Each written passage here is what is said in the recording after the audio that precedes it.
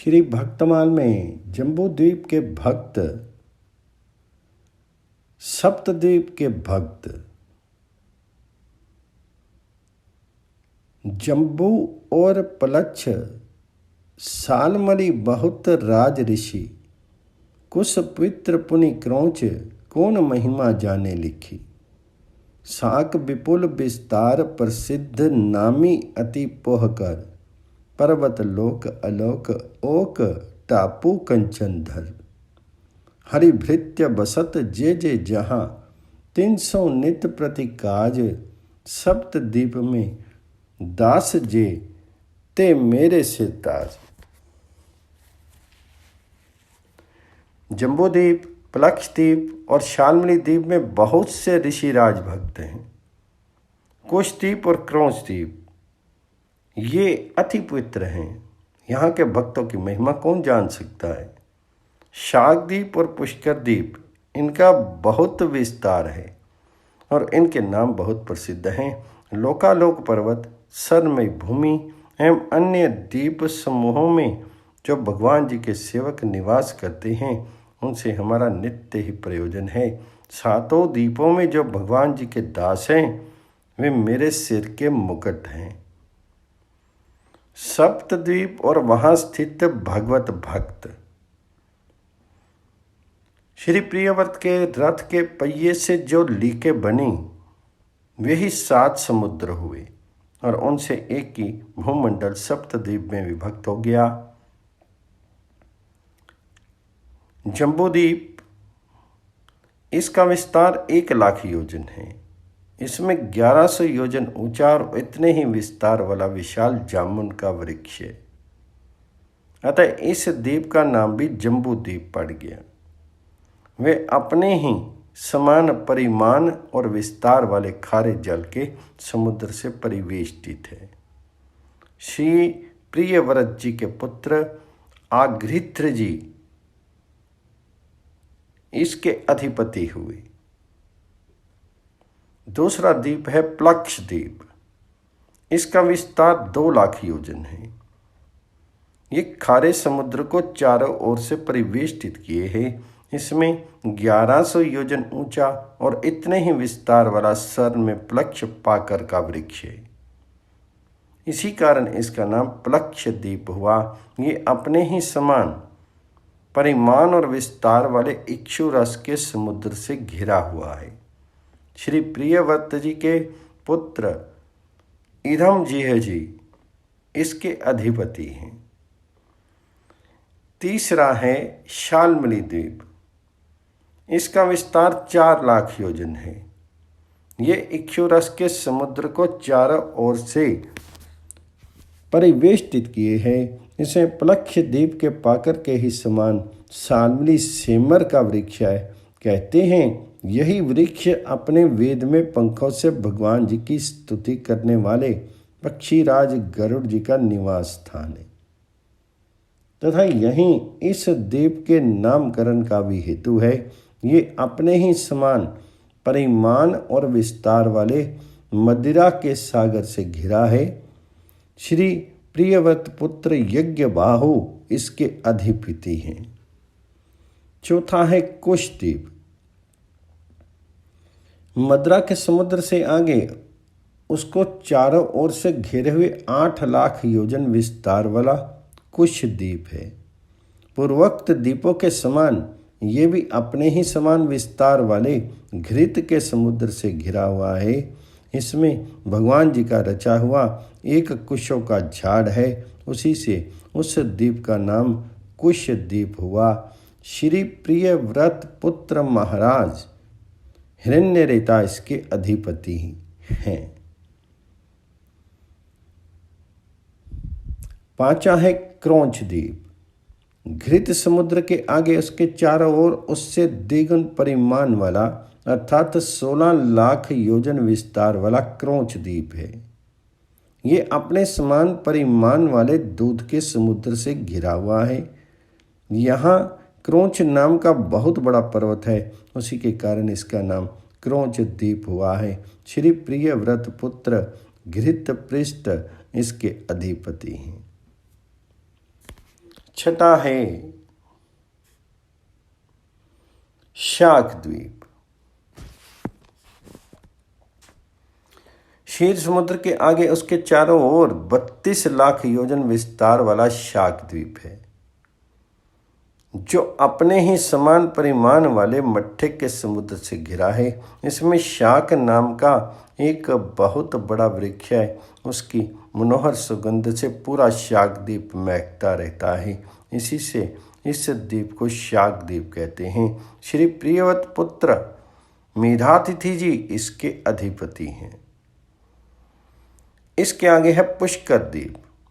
मट्ठे के समुद्र से आगे उसके चारों ओर उससे दुगने विस्तार वाला पुष्कर द्वीप है, जो अपने ही समान विस्तार वाले मीठे जल के समुद्र से घिरा है। वहाँ अग्नि की शिखा के समान दैदीप्यमान लाखों स्वर्ण में पंखड़ियों वाला एक बहुत बड़ा पुष्कर कमल है, जो ब्रह्मा जी का आसन माना जाता है।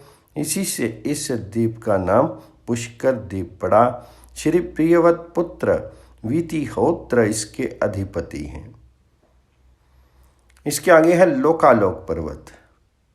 मीठे जल के समुद्र से आगे 9,96,50,000 योजन के बाद लोकालोक पर्वत है। यह सूर्य आदि से प्रकाशित एवं अप्रकाशित भूभागों के बीच में है। इससे इसका नाम लोकालोक पर्वत पड़ा। इसे परमात्मा ने त्रिलोकी के बाहर उसके चारों ओर सीमा के रूप में स्थापित किया है। ये इतना ऊंचा और लंबा है कि इसके एक ओर से तीनों लोकों को प्रकाशित करने वाली सूर्य से लेकर ध्रुव पर्यंत समस्त ज्योतिर्मंडल की किरणें दूसरी ओर नहीं जा सकती। ये 12.5 करोड़ योजन विस्तार वाला है। आगे है कंचनधर टापू। मीठे जल के समुद्र में आगे 1,57,50,000 योजन भूमि के उपरांत कांचनी भूमि है, जो दर्पण के समान स्वच्छ है। यहाँ देवकोटि के लोग रहते हैं। इसका विस्तार 8,39,00,000 योजन है। आगे जम्बूद्वीप के भक्त इलाव्रत अधिईश संकर्षण अनुग सदाशिव रमनक मच्छ मनुदास हिरण्य कुरम अर्यम इव कुरु बराह भूभृत्य वर्ष हरि सिंह प्रहलादा किम पुरुष राम कपि भरत नारायण बिना नादा भद्रासु ग्रीवहय भद्रस्त्रव केतु काम कमला अनूप मध्य दीप नवखंड में भक्त जिते मम भूप। सब द्वीपों के मध्य जब जम्बूद्वीप है उसके 9 खंड हैं। उसमें जो निवास करते हैं वे हमारे राजा हैं, हम उनकी प्रजा हैं। इलाव्रत खंड के स्वामी भगवान संकर्षण हैं और उनके मुख्य सेवक शंकर जी हैं।